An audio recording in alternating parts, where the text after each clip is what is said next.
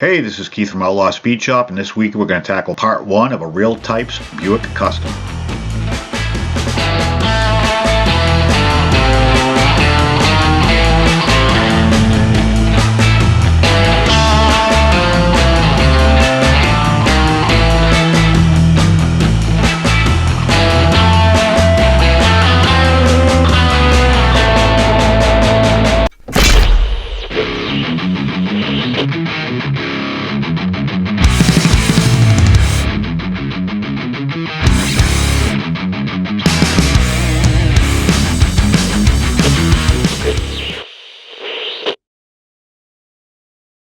Alright, so here we have a Real Types Buick Invicta, and this is a Canadian model. Real Types is a division of Hubley, something like that. As you can see, it's pretty beat. I didn't pay much for it. I think I paid $1. It's similar to a Matchbox, or an old Matchbox. The posts are rather large, or at least the mushroom aspect of them on the base. I don't know who ID is. Whoever it was, I'm taking apart your car. So, just like every other car, you have to drill out the base. This one was a little bit more difficult, just because it's got like a raised boss on each side of the base, and it was a little challenging. As you can see, I'm trying to stay centered here. It just wants to walk on me no matter how many times I punch down and drill the pilot hole. And but I did manage to get it, and it pops off fairly simple. It's not a very complicated car, to say the least. I'm not sure what year this came out. I didn't really do any research on it because I didn't really care. There's no interior, just a base, a windshield, and the body itself. And the body really is what I was after. I've been dying to do a true 60s custom, and you can see there's a bunch of flash there on the windshield, and it's pretty destroyed. Base wise, it's definitely seen its fair share of abuse. But back to the posts. If I found that because of the way I had to drill them, I had to file both the base and the car to get a flat surface. At that point, everything was fairly simple. So now it's just a matter of taking the wheels off. The front wheels was already missing one, so that pulled right out. I wasn't keeping them, and I have no intention of keeping them, so I just clipped the axle. Now it's just a matter of do a little bit of cleanup. I mean, the windshield's really beat. So after I tapped, I got my 256 3/16 screws and my new handy dandy tool instead of trying to use an Allen wrench, which was killing me because it's just very difficult and awkward to handle. So I got this tool at Harbor Freight for like, I don't know, $5, and it came with all the bits, and it actually had the right size. So I got a little lucky there. But as usual, I'll put things together, take it apart, make sure everything fits well, because the last thing you want to do is go through all the aggravation and find out you can't really put it back together without doing some more modifications, and you don't want to do that after you've painted. And for some reason, here it is again, me taking it apart, because I fit these things so many times. I'm probably a little anal on it. I shouldn't be, but you just never know. So ultimately what I did is I took the windshield upstairs and gave it a quick wash along with the base, and nothing really changed. The windshield's really bad. So step one is I figured I'd try this Chemical Guy swirl remover. So if you watch any of my other videos, you notice I use this a lot, and I really hadn't found a windshield that it couldn't tackle until this one.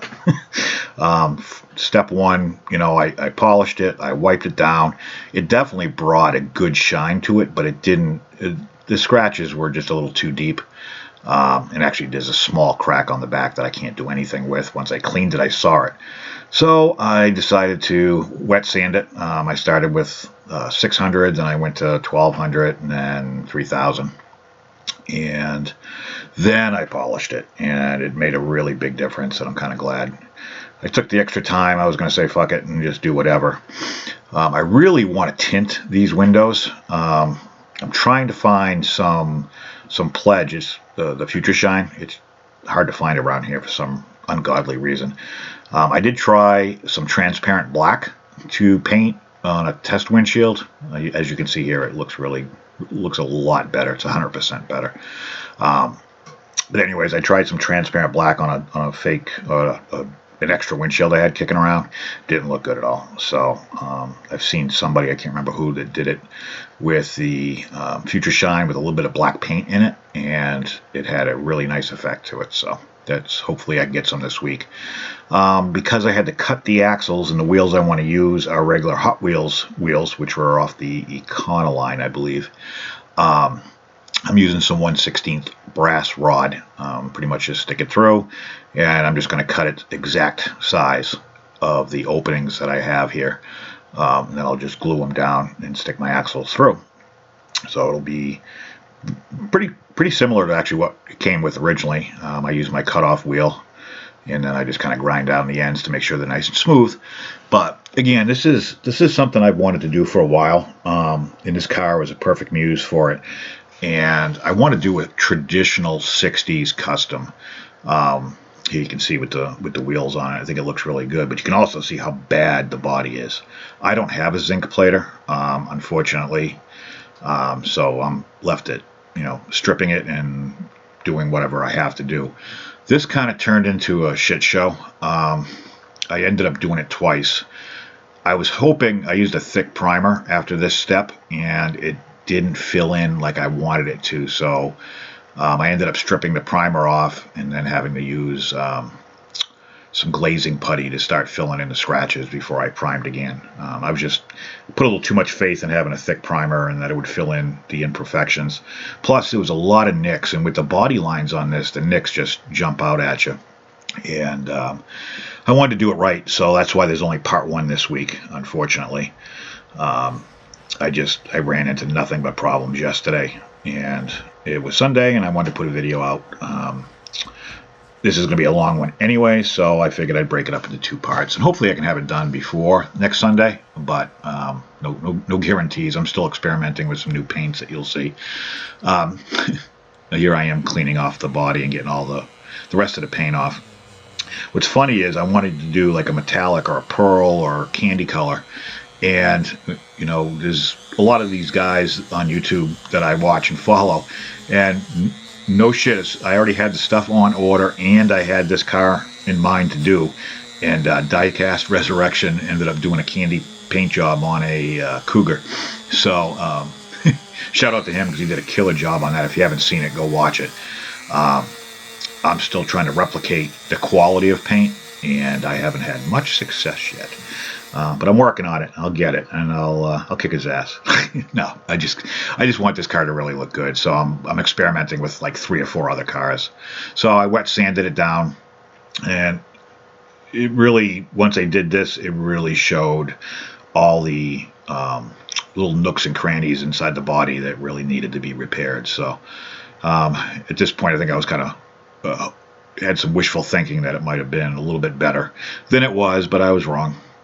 But it is what it is. I don't know if you can see it with the camera, but it is definitely some major imperfections that needed work. So yeah, I picked up some of this glazing putty, and it worked pretty good. I mean, since I've stopped recording, I've sanded it down and primed it, and it looks 100% better. So I'm glad I took the time to do it twice. And unfortunately, with this kind of stuff, it's always a learning experience. I'm learning every day. I'm trying to do things that I'm not just doing wheel swaps. I want to do something that's going to challenge myself, and with that comes failure. But I'm learning ways to not do shit. So if I could just find that one way, then it was worth the effort. It kind of sucked in this case because I wasn't able to complete this video and finish the car, but it is what it is.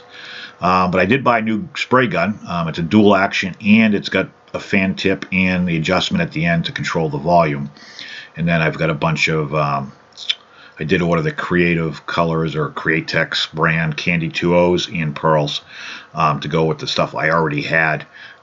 This stuff's so far I haven't had much success, but I know it works. I know it looks killer. So I just got to find the right combination. And I bought some base coats too, silver and black. So I'm experimenting now. I did try the greens yesterday on something, and it was horrible. And I tried the copper on a truck this morning, and I'm just not getting the look I'm looking for. So hopefully by the end of the week, I'll have, I'll probably be out of paint, but I'll have it all figured out. Once again, I appreciate you guys watching. Stay tuned for part 2. If you like what you see, make sure you subscribe, comment, like, share, do whatever. I really appreciate the people that have subscribed and are faithful and watch every week. It means the world to me. That's why I do this.